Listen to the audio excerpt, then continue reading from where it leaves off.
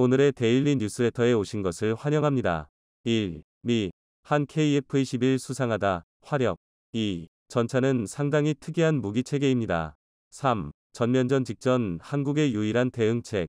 한번 진실을 알아봅시다. KF-21은 대한민국에서 개발된 최초의 초음속 전투기로 그 개발 일정이 한 번 더 앞당겨졌습니다. 이제 우리나라의 자체 개발 4.5 세대 전투기가 곧 하늘을 휩쓸게 될 것입니다. 원래 KF-21은 2024년 후반기에 양산이 시작될 예정이었지만 최근에 KAI, 코리아 에어로스페이스 인더스트리즈가 발표한 자료에 따르면 초음속 돌파, 무장 분리 및 발사 실험에서의 성공으로 인해 개발 일정이 6개월 앞당겨졌습니다. 공식적으로 양산이 시작되는 시기를 내년 5월로 명시한 것은 사실상 개발이 성공적으로 이루어졌음을 의미하며 이제 바로 생산 라인에서 제작될 수 있는 자신감을 보여주고 있습니다. 이로 인해 실전 배치 계획도 최소 6개월에서 최대 1년 이상 단축되었습니다. 이는 정말로 놀라울 정도로 빠른 속도입니다. 세계적인 외신들도 대한민국의 항공 기술력의 폭풍 성장을 극찬하고 있습니다. 이런 발전은 KF-21 임해 시험 비행에서 기대를 뛰어넘는 결과를 보여줌으로써 가능해진 것입니다. KF-21 개발 과정에서 겪었던 어려움과 역경을 생각하면 이는 감회가 깊습니다. 그래서 오늘은 양산 일정까지 앞당겨진 KF-21의 미친 무장과 기술력을 자랑하고자 합니다. 전력화 시험이 갖는 의미에 대해서 알아보겠습니다. 현행 세계 어떤 나라의 전투기도 이 정도로 높은 시험 비행 성공률을 기록하지는 못했습니다. 전 세계 전투기 개발사에 유례가 없던 성공 확률과 개발 속도를 바로 현재 우리 KF-21 보라매가 보여주고 있는데요. 이렇게 매일 의미 있는 역사를 써내려가는 KF-21이 대한민국의 첫 국산 전투기라는 걸 생각하면 정말 말도 안 나올 수준입니다. 실제로 당장 F-35만 봐도 개발 과정에서 온갖 문제가 드러나면서 지금까지도 도입국 임장에선 유지가 애매한 전투기가 되었습니다. 오죽하면 미국 내에서도 F-35 개발 결함이 도마에 오를 때마다 프로젝트를 취소하니 많이 열띤 논쟁이 오가는데요. 그도 그럴 게 지금까지 알려진 F-35의 대표적인 결함만 해도 일례로 2차례나 비상시 조종석 사출 시험에 실패해서 파일럿 몸무게를 61.7터부터 74.8kg으로 제한하는 웃지 못할 해프닝이 벌어지기도 했는데요. 이외에도 내부 무잠창이 열에 취약해서 지상기온이 32.2도가 넘거나 고속비행 시 10분 이상 무장창을 폐쇄할 경우 내부 온도가 위험한 수준까지 상승하는 중대 결함이 발생하기도 했습니다. 또 연료를 가득 채울 경우 기동성이 급격하게 떨어져 최대 3.8 지휘 중력 가속도밖에 감당하지 못했고 비행 속도가 마하 1.1을 넘어가면 무장을 발사하는 게 불가능해지는 황당한 일이 벌어지기도 했는데요. 하나하나가 주옥 같은 중대 결함을 고쳐내느라 F-35의 개발 완료 일정은 이미 수차례나 연기된 상태입니다.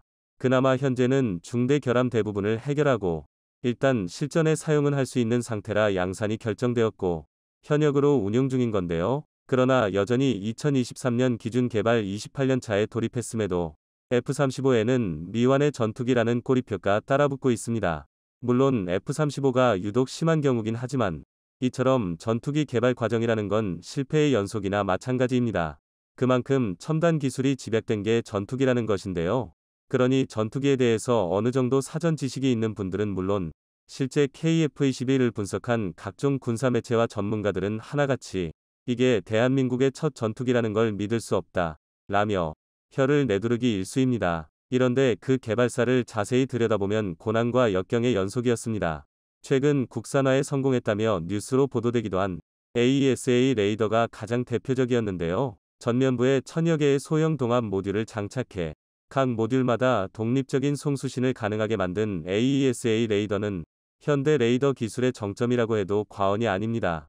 무수히 많은 모듈이 각기 다른 주파수의 송수신을 할 수 있어서 적의 전파 방해에 따른 대처 능력이 상당히 뛰어납니다. 대한민국 적선국들의 전자전 능력을 고려하면 KF-21의 AESA 레이더는 필수적으로 탑재되어야 하는 장치였는데요. 그러나 지상 고정형과 달리 전투기 탑재 레이더는 플랫폼이 끊임없이 움직이는 데다 음속의 벽을 돌파하는 극한의 환경에 노출된 만큼 상당히 높은 수준의 기술력이 필요합니다. 그렇기에 KF-21 개발 사업 초기만 해도 대한민국은 스스로 AESA 레이더를 개발하고 전투기에 탑재할 능력이 부족하다고 판단해버렸는데요. 그래서 FX 3차 사업을 통해 F-35 40대를 도입하는 대신 절충교역으로 미국의 AESA 레이더 기술을 포함한 4대 전투기 핵심 기술을 이전받기로 했습니다. 그런데 화장실 들어갈 때와 나올 때 태도가 다르다고 미국이 입을 싹 닫고 기술 이전 거부로 계약을 뒤집어 엎어 버렸는데요. 지금은 상상하기 어렵지만 당시만 하더라도 이는 KF-21 프로젝트가 존폐 위기에 놓일 만큼 심각한 문제였습니다. 심지어 미국이 기술 이전을 거부했다는 소식이 알려진 2015년 당시만 하더라도 레이더 없는 전투기를 만들 셈이냐며 지금이라도 KF-21 개발을 포기하자는 의견이 주류였을 지경입니다. 그러나 안 되면 되게 하는 게 대한민국이죠. 시도라도 해봐야 실패의 이유를 배울 수 있는 법이고, 대한민국은 때릴수록 강해지는 특별한 국민성을 지닌 나라였습니다. 그렇게 대한민국은 불가능에 도전했고, 그 결과 모두가 아시다시피 세계 12번째 AESA 레이더 개발국에 당당히 등극했는데요. 그리고 KF-21은 대한민국의 AESA 레이더를 탑재한 채 공대공 모드 25개 시험 항목에서 총 18회의 비행시험을 수행했고 모든 요구 성능 및 개발 목표를 달성했습니다. 쉽게 말해 대한민국이 순수 독자 기술로 개발한 첫 번째 AESA 레이더를 탑재한 최초의 전투기가 처음으로 도전한 비행 테스트에서 단 한 번의 실패조차 없었다는 뜻입니다. 어이없을 정도로 놀라운 완성도인데요. 당연히 우리 개발진들의 뼈를 깎는 노력이 있었기에 가능한 일이었겠지만 솔직히 관련 기술에 정통한 입장이 아니고서야 기적이라고밖에 표현할 수 없는데요. 이러니 PR을 떠나 KF-21 보라매가 주변국을 긴장하게 만든다는 소리가 나오는 것입니다. 적성국 입장에서는 대한민국이 4.5세대 정점이 예상되는 전투기를 개발하는 중이니 긴장하는 게 당연하고 우방국 입장에서는 방산시장에서 KF-21과 경쟁할 생각에 벌써 골머리를 썩고 있는 건데요. KF-21은 이런 기존의 상식을 뒤엎고 연달아 성공만을 기록 중이니 적성국이고 우방국이고 입이 떡 벌어질 수밖에 없는 건데요. 오죽하면 이를 믿지 못한 국내 모기자가 KF-21이 온갖 결함을 토해내기 시작했다며 비행시험이 가시밭길에 들어섰다는 억지 주장을 펼치기도 했습니다. 하지만 당연히 이건 전투기의 개발 과정을 전혀 이해하지 못했다고 스스로 광고하는 꼴이나 다름없는 왜곡, 선동기사에 불과합니다. 단적으로 KF-21 2초기 저속 비행 단계임에도 입단 경보가 울렸으니 심각한 상황이라고 주장했는데 사실 경보가 울리는 건 지극히 당연한 일입니다. 애초에 시제기는 그러려고 만든 겁니다. 원래부터 비행 과정에서 생기는 문제들을 미리 파악하고 미세한 디테일 조정을 통해 완성형 기체를 만들기 위해 시제기를 제작하는 거고 이를 가지고 시험 비행을 하는 건데요. 단 한 번도 항공기를 날려보지 않고 지상 경납고 풍동 실험장에서 100% 완벽한 조정이 가능하면 그건 종이비행기지 최첨단 과학기술의 집약체인 전투기가 아닙니다. 그게 가능하면 시제기를 만들 필요도 없고 시험비행을 진행할 필요도 없습니다. 그냥 다짜고짜 양산부터 시작하고 실전 배치해버리면 그만인데요. 그러나 전투기는 12년 전정비 과정에서 너트 하나 빠뜨린 것으로도 추락할 수 있는 아주 민감한 장비입니다. 더군다나 앞서 말했듯이 일각의 주장과 정반대로 KF-21은 매 순간 한없이 완벽에 가까운 성공 가도를 달리고 있습니다. 특히 가장 최근에 진행했던 무장시험들은 가슴이 두근거릴 정도로 환상적이었는데요. 우선 KF-21은 지난 3월 28일 CJ-2호기를 통해 공대공 미사일 미티어의 무장 분리 시험에 통과했고 CJ-3호기는 100여 발의 기총 발사 시험에 성공했습니다.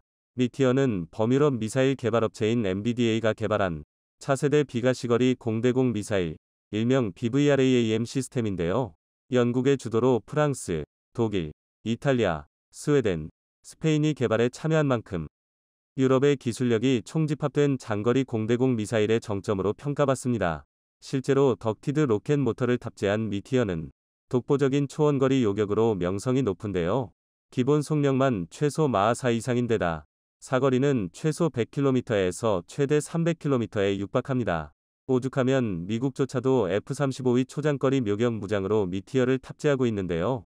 극단적으로 말하면 KF-21 개발을 주관하는 KAI의 사천공항에서도 서울 상공에 출현한 적 전투기를 요격하는 게 가능한 셈입니다. 일각에서는 현대 공중전에서 기총에 무슨 쓸모가 있느냐며 무장시험은 단순히 탄약이나 미사일을 몇 말 발사할 수 있느냐가 목적이 아닙니다.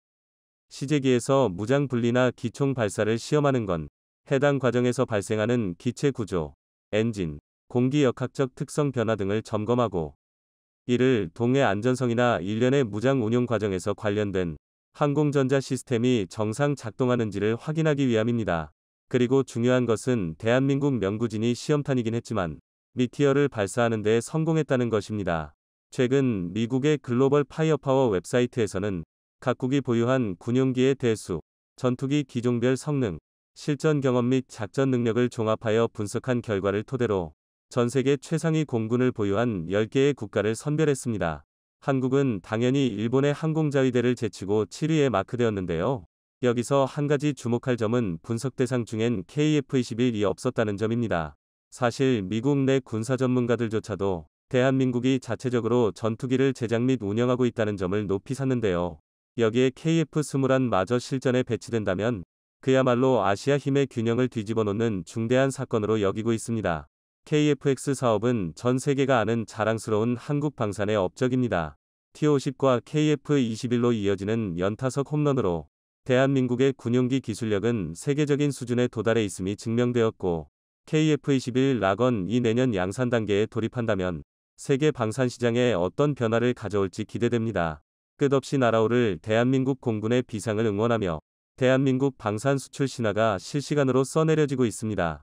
그렇다 보니 많은 분이 이제야 대한민국의 무기체계가 세계 방산 시장에서 빛을 보기 시작했다고 생각하시는데요. 그런데 알고 보면 전혀 그렇지 않습니다. 사실 대한민국의 무기체계는 이미 오래전부터 월등한 성능으로 정평이 나 있었습니다. 그리고 그 시작을 이끈 건 다름 아닌 대한민국의 탄약인데요. 그래서 준비했습니다. 오늘은 대한민국의 전차포탄이 어떻게 세계를 정복할 수 있었는지 국내 유수의 탄약 제조업체 풍산을 통해 알려드리겠습니다.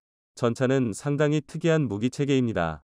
지상 최강의 기갑전력으로서 공격력과 방어력을 동시에 갖추기 위해 기형적인 진화를 거듭해왔는데요. 그 정점이라고 할 수 있는 게 바로 날개만정분리철갑탄 APF-SDS, 통침 날탄입니다. 마치 화살이나 송곳 등을 연상시키는 모습만 봐도 알 듯이 날탄은 점점 두꺼워지는 전차 장갑을 꿰뚫는 것을 제1목표로 삼아 개발된 포탄인데요.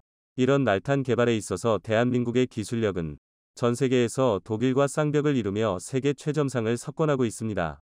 게다가 일부 기술에서는 독일을 넘어 세계 최초이자 최고 수준의 기술력을 보유하고 있는데요. 바로 텅스텐 중압금 관통자 기술입니다. 관통자는 쉽게 말해 장갑을 뚫고 들어가는 포탄의 심이라고 할 수 있는데요. 날탄의 관통력을 책임지는 부분이기 때문에 미국을 포함한 대다수의 나라는 날탄의 관통자로 열화우라늄을 사용하고 있습니다. 열화우라늄은 일반적으로 텅스텐보다 열전도도가 낮아 전차 장갑과 충돌하며 발생하는 단열압축 현상에서도 자기첨예화를 통해 뾰족한 탄두를 유지할 수 있습니다. 자기첨예화란 연필과 같이 끝이 뭉툭해지더라도 한꺼풀 벗겨내면 다시금 뾰족한 형태를 유지하는 성질을 말하는데요. 이로 인해 열화우라늄 관통자는 통상적으로 텅스텐 관통자에 비해 무려 10% 이상 높은 관통력을 보입니다. 그래서 대다수의 나라에서 만들기도 쉽고 의력도 강력한 열화우라늄탄을 사용하는 건데요. 그러나 열화우라늄탄은 치명적인 문제가 있습니다. 열화우라늄으로 만든 관통자가 장갑을 뚫을 때 0.3%의 우라늄 235가 산화하며 미세한 방사능 먼지가 대기 중으로 날린다는 건데요. 이 정도면 화학탄이나 다름없습니다. 실제로 코소보 전쟁과 유럽 발칸반도에서 전쟁을 치른 미군이 열화우라늄탄을 사용하자 세계 각 언론사는 걸프전 증후군의 원인이 미군이라며 거세게 비난했습니다. 방사능 무기를 사용해놓고 자신들은 책임없다며 발뺌을 한다는 건데요. 그리고 이런 문제들로 인해 대한민국은 텅스텐을 날탄의 소재로 선택했습니다. 관통력은 낮아도 안전성이 더 높은 소재를 고른 건데요. 그런데 놀라운 일은 바로 여기서부터 발생했습니다. 대한민국의 풍산이 텅스텐으로도 열화우라늄에 버금가는 관통자를 만들 수 있는 텅스텐 중압금 소재 기술을 세계 최초로 개발해낸 것입니다. 풍산은 열전도도가 174K인 텅스텐의 다단 열처리 기술과 미세조직 제어 기술 등을 이용해 열전도도가 28K인 열화우라늄처럼 자기첨예화가 일어나게 했는데요. 이쯤이면 사실상 연금술이나 다름없는 신기술이었습니다. 그리고 이 모든 과정으로 풍산은 텅스텐 중압금을 만들 때 열처리를 반복하면 안 된다. 완전히 박살내 버렸는데요. 이건 모두 기술이 없기에 오히려 포기하지 않고 모든 실험을 감행했던 대한민국 풍산 개발진들의 집념과 노고가 있기에 가능한 일이었습니다. 이 정도면 세계 방산 시장에서 우스갯소리로 나오는 말처럼 대한민국이 인류가 아닌 분야는 마직 시도하지 않았기 때문이라는 말이 당면하게 느껴질 지경인데요. 그런데 실제로 풍산의 도전은 여기서 끝이 아니었습니다. 풍산은 방산 분야에서 은둔 기업이라는 별명이 붙어 있는데요. 새로운 무기 체계나 탄약을 개발해도 홍보에 나서는 경우가 드물고 사업 확장에도 무덤덤했기 때문입니다. 그러나 풍산이 지금껏 잠잠하던 몸을 일으키며 새로운 도전에 나섰습니다. 그간 쌓아온 탄약 개발 기술을 드론이라는 새로운 분야에 접목하기 시작한 건데요. 그것이 바로 2022년 6월 아미타이거 전투 시범여단 심연회에서 공개된 풍산의 개인 휴대용 공격 드론 PCD입니다. PCD는 풍산이 드론 분야에 내디딘 첫발이지만 그만큼 칼을 갈았다는 게 느껴지는데요. PCD는 크기가 작아 개인 한 명이 가방에 넣어 휴대할 수도 있고 별도의 조종기 없이 스마트폰으로도 조작이 가능합니다. 또한 탄두 투하형 소형 드론으로 표방하며 초소형 폭탄 3발을 탑재하고 있는데요. 자체 무게 4kg에 3kg 위 공격 모듈을 추가해서 원거리 자폭, 직접 충돌, 폭탄 투하 등의 다양한 공격을 수행할 수 있습니다. 특히 군집 비행이 가능하기 때문에 집단으로 움직이며 마치 폭격기처럼 지역 초토화 전술도 구현이 가능한데요. 현재 개발된 스펙만 해도 완전 무장 상태에서 5km까지 무려 30분 동안 비행이 가능하지만 미조차 추가 배터리를 장착해 비행 시간을 확장하는 방안이 검토 중입니다. 또한 국내 최초로 동축 로터를 사용해서 드론이 발생하는 소음을 극단적으로 줄였는데요. 이 덕에 PCD의 경우 고도 150m만 유지해도 6만으로 관측하는 게 거의 불가능합니다. 일반 드론이면 설령 보이지는 않더라도 소리로 발각될 수밖에 없는데요. 이러한 풍산의 PCD는 비슷한 계열의 무기체계와 비교했을 때 더욱 성능의 우위를 가능할 수 있습니다.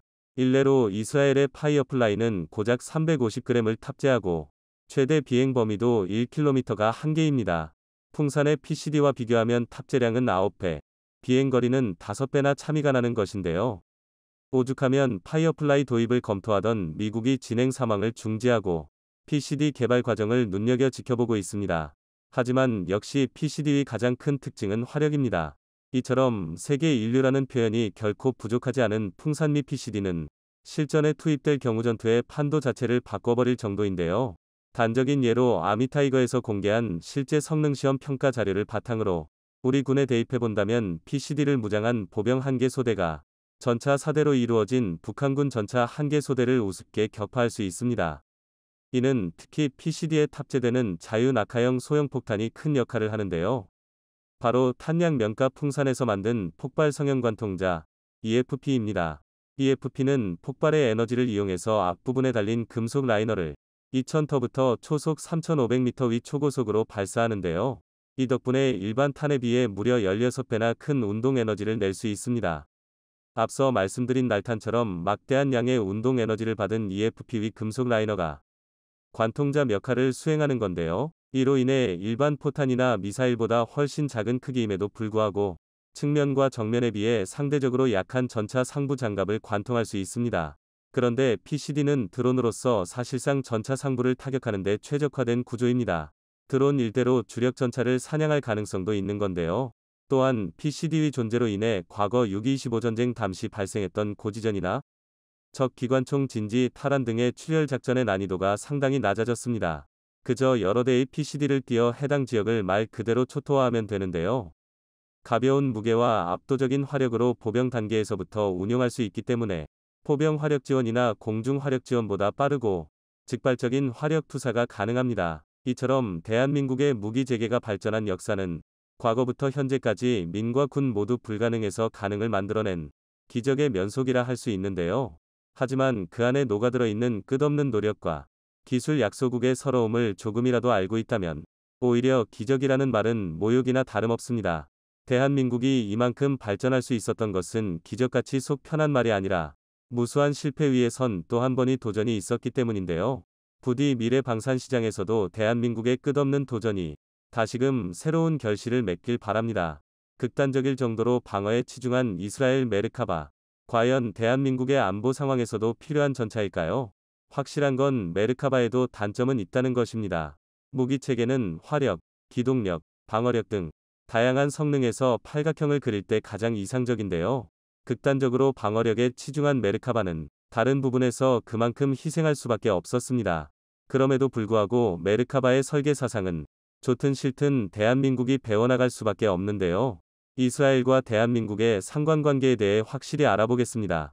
메르카바의 가장 큰 단점은 편의성입니다. 이는 무기 체계에서 상당히 중요한 부분인데요. 단적인 예로 메르카바에는 그 흔한 자동 장전 장치조차 없습니다. 이로 인해 K2 흑표가 3명으로도 운용이 가능한 반면 메르카바는 탄약수까지 4명이 필요한데요. 그나마 메르카바 MK-3부터는 반자동 장전 장치를 탑재하면서 탄종이 자동으로 골라졌지만 그 이전 세대만 하더라도 탄약수가 탄의 종류까지 직접 골라 장전해야 했습니다. 물론 그렇다고 해서 현대 전차에 자동 장전 장치가 필수라는 말은 아닌데요. 대표적으로 미국의 M1 에이브람스도 여전히 수동 장전 장치를 고집하고 있습니다. 하지만 자동 장전 장치의 유무는 전투 지속력 측면에서 상당히 중요합니다. 일례로 에이브람스의 경우 숙련된 병사를 기준으로 7초 한 발 재장전이 가능합니다. 이는 분당 8터부터 9발에 해당하는데요. 하지만 이는 어디까지나 전차 교범 기준이고 숙련도에 따라 장전 속도도 천차만별입니다. 더군다나 전투가 길어질수록 탄약수의 전투 피로도가 급증할 수밖에 없습니다. 반면 K2의 경우 자동 장전 장치를 탑재하면서 분당 최대 10발 이상의 장전이 가능하며 기계인 만큼 지칠 일도 없습니다. 또 중량도 문제인데요. 메르카바 MK-4는 전장 9m, 전폭 3.7m, 전고 2.6m로 K2와 거의 유사한 크기입니다. 그런데도 K2의 전투 중량이 56톤에 불과한 데 비해 메르카바 MK-4의 중량은 무려 65톤에 달합니다.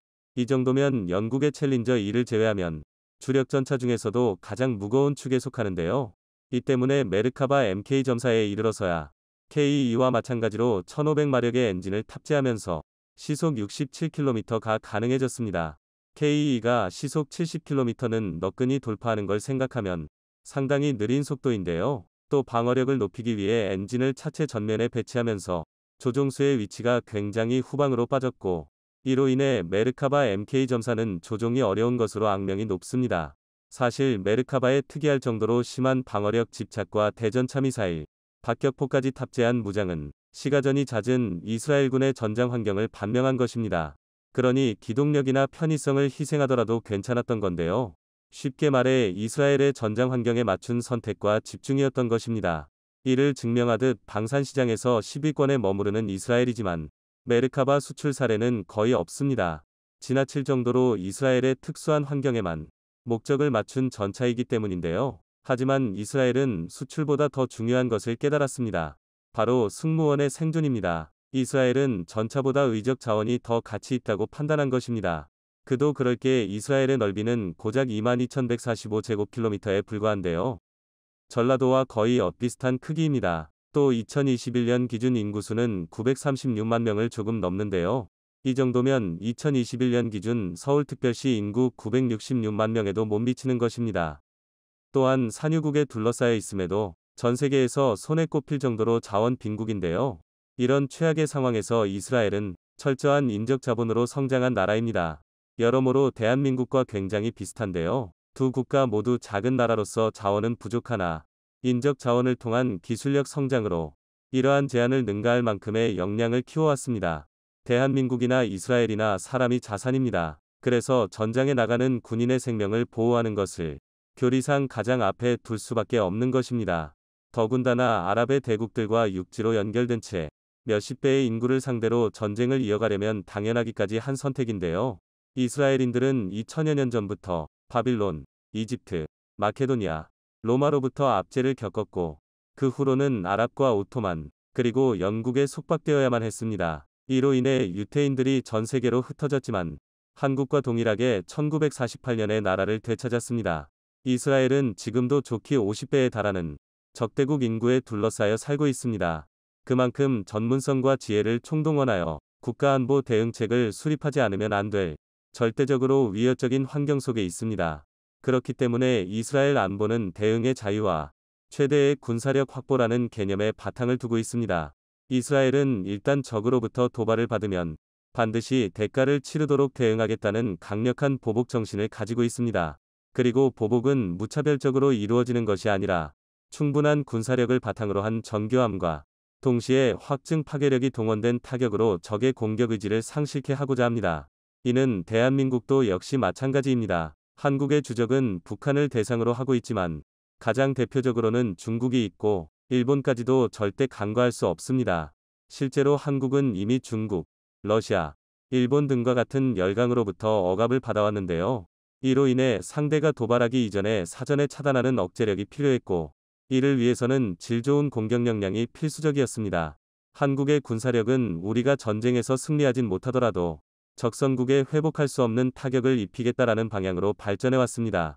지금까지는 이것만으로도 충분하다고 여겨졌는데요. 전쟁을 억제하는 데는 그에 마땅한 힘을 보유하면 충분하다고 생각했습니다. 그런데 이스라엘의 경우를 보면 이 절대적인 명제가 틀렸다는 것을 알고 있습니다. 이스라엘의 이러한 인명 중시 사상과 억제력 보유를 위한 큰 노력에도 불구하고 중동의 화약고는 언제 터질지 모르는 생명을 담보로 한 위협적인 상황들에 직면하고 있습니다. 특히 이스라엘과 이란의 관계는 여전히 제3차 세계대전의 도화선이 될 수도 있습니다.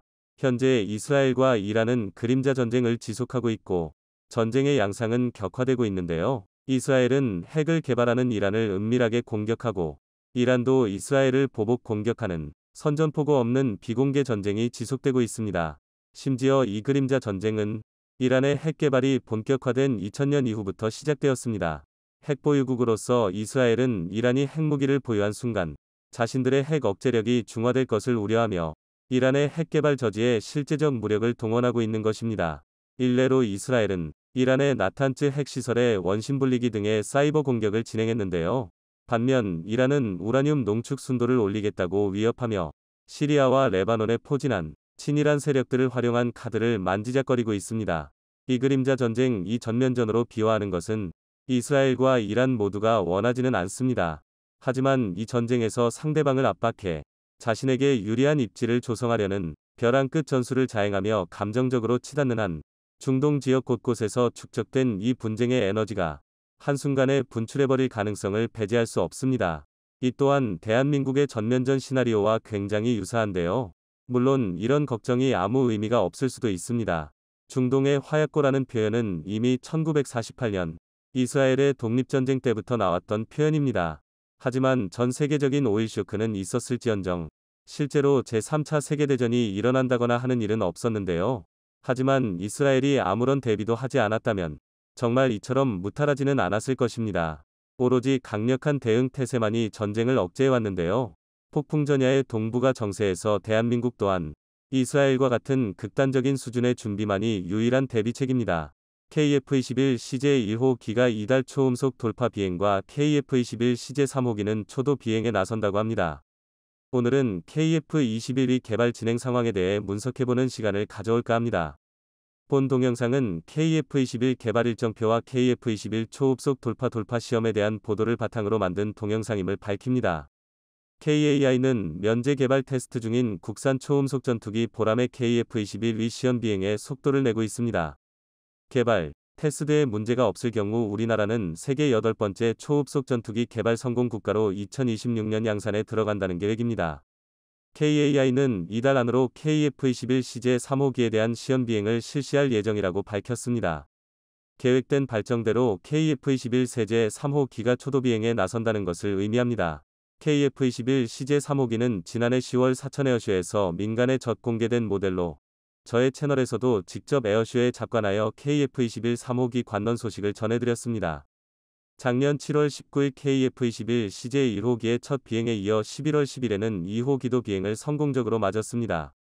다음 달에는 2인용 목자기가 초도 비행에 나설 것으로 보이며 올해 상반기 내로 6호기까지 시험 비행에 나설 예정입니다. 첫 시험 비행을 잘 마무리한 CJ1호기는 이달 안에 초음속 돌파 시험에 나설 예정입니다. 초음속 돌파 테스트에서 가장 중요한 것은 세 가지 정도입니다. 첫 번째로는 전투기기가 천음속, 마하1 전후, 기동 시에는 전투기의 목자판 형상에서 발생하는 와류들이 목함적으로 작용하여 전투기를 감싸게 됩니다.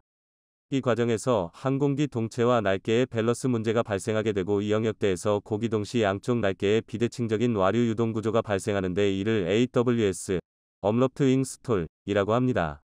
이는 양쪽 날개에 비대칭적으로 힘을 발생시켜 결과적으로 횡방향의 제어가 불가능한 움직임을 유발하므로 발생하지 않도록 형상 수정 및 한계 상황을 체크해 안전성 제한을 걸어두기도 합니다. 두 번째로는 전자기기 오작동의 체크입니다. 현대 전투기는 다양한 디지털 장비들과 센서, 정밀 기계들로 구성되어 있습니다. 아날로그 장비들과 다르게 디지털 장비들은 멸과 진동, 간섬에 민감합니다. 이전 영상에서 소개해드렸지만 F-35는 다양한 센서와 디지털 장비들로 구성되어 있고 이를 냉각하기 위해 필요한 냉각 용량을 kW로 표기하며 다양한 환경에서 서로 간의 간섭 현상에 의해 발생하는 온도 변화를 조절해야 합니다. 이와 더불어 음속으로 돌파하면서 많은 진동을 유발시키고 이는 디지털 장비의 간섬을 체크하며 이러한 진동은 기골에도 영향을 주게 됩니다. 세 번째로는 기세 피로도 체크입니다. 음속 돌파 시 기체에 엄청난 충격이 발생하고 진동을 유발하게 하게 되어 이는 기골과 동체에 금이 가거나 기골이 들어지거나 부러질 수도 있습니다. 이를 위해 해당 부문의 기골을 보강하거나 강도를 보강하게 됩니다. 진동을 유발시키는 원인을 제거하기 위해 위치 조정도 있을 수 있습니다. 이와 함께 기체 균형을 맞추기 위해 FNW, SW를 수정하게 되고 비행 데이터를 지속적으로 업데이트 반화 SW 업그레이드 진행하게 됩니다. 이외에도 초음속 돌파 테스트는 진행하면서 많은 항목을 체크 수정해 나갈 것입니다. 각 호기별로 특화된 별도의 테스트를 진행하게 됩니다. KF-21은 CJ-1호기는 비행 영역을 확장하는 데 테스트에 중점을 두고 있으며 CJ-2호기는 고기동 비행에 중점적으로 테스트를 진행 중입니다. 지단 사전 에어쇼에서 KAI 관계자는 이번 비행 말 CJ-3호기는 시스템 통합과 무장 테스트에 충점을 둔다고 밝혔습니다. KF-21은 공대공은 독일산 AIM-2000과 영국산 미티어 미사일을 갖추며 공대지 무기는 GBU-12 등 미국 제외에 한화 LIG 넥스원의 MK-82, KGGB는 물론 개발 중 공중발사 순항 미사일 ALCM도 장착될 예정입니다. 장거리 공대지 미사일 일평 만국명 타우러스도 2028년까지 개발된다면 KF-21에 탑재될 것이며 개발 예정인 전략무기 공중발사 극초음속 미사일까지 통합되어 그 가치를 높일 것입니다. 군용항공기 운용의 주목적은 공중 우세 확보 및 전투력 투사 능력이며 이를 극대화하기 위해서는 기동성, 전두 반경 등과 같은 전투기 자체의 성능 향상뿐만 아니라 최종적으로 전투력이 발휘되는 합공무장 체계에 대한 정밀하고 일정된 운용성 보장이 요구됩니다. 최근에는 새로운 망공무기 체계가 다양하게 개발되고 있으며 기존의 재래식 폭탄도 개조되어 유도무기화되는 실정유로 하나의 항공기에 탑재되는 무기체계의 종류 및 조합도 지속적으로 증가되는 추세입니다. 만습기에 탐재하는 무장이 다양하고 복잡한 조합으로 이루어졌기 때문에 잡작된 폭탄 및 미사일의 무장이 본래의 목적에 맞는 성능을 발휘하기 위해서는 무엇보다도 항공기로부터 담재되는 무기들이 안전하게 분리되는가를 검증하는 무장 분리 문제가 우선적으로 해결되어야 합니다. 따라서 이러한 외부 장착불의 안전만 물리는 여러가지 실험을 통해 사전에 반드시 검증이 이루어져야 합니다. 현재 KF-21 시제기 3호기는 만잡 지상 테스트를 진행 중인데 지상 물리 시험이나 기충 테스트가 거의 끝마친 상태입니다. 이전에 미국의 칼 스펜사에서 실제 비행에서의 무장 테스트의 리스크를 낮추기 위해 무장 문용에 대한 풍동 테스트를 진행하기도 했었습니다. 또한 KF-21의 자유회전, 유입구 최적화의 대만 풍롱 데이터 보정과 무장도하 시 문리 데이터, 안정성, 제어 풍동 시험을 수행했다고 합니다. 실제 비행 중 탐재 무장을 투하할 경우 안전한 물리를 확인하기 위해서는 항공기와 미사일 상호 간의 간섭 효과에 영향이 있는 어먹인 무장 문리 초기 단계에서 미사일의 거동을 중첩적으로 분석해야 합니다. 이러한 무장 문리 초기 단계의 어먹에서는 항공기에 대한 간섭 효과가 미사일 거동에 적지 않은 영향을 주기 때문에 항공기와의 거리와 자세 변화에 따른 공력 데이터베이스를 확보하는 것이 필요합니다. 이를 확보하기 위해 무장 투하각에 다양한 변화를 주어 테스트를 진행함으로써 데이터베이스를 확보하게 됩니다. 특히 비행 특성에 따라 높은 받음각 혹은 낮은 반흡각, 그리고 다양한 속도로 비행하는 상황에 맞는 무장 분리 각도에 대해 테스트를 진행하게 됩니다. 또한 공군이 보유한 F4 펜터백 KF-21의 무장 물리기를 장착하여 사전, 실제 무기 테스트를 진행했습니다. 이러한 테스트와 시뮬레이션을 농해 전투기의 운용 상태에 따라 무장에 대한 최적화 문리 상태를 신출할 수 있게 됩니다. 이에 KF-21 CJ-3호기는 미리 시뮬레이션을 농해 확보한 데이터를 기반으로 실제로 비행 무장 테스트를 하면서 이에 대한 데이터를 축적하고 프로그램에 보정 반영하여 어떠한 기동 상향에서도 인전하게 무기를 발사할 수 있게 만듭니다.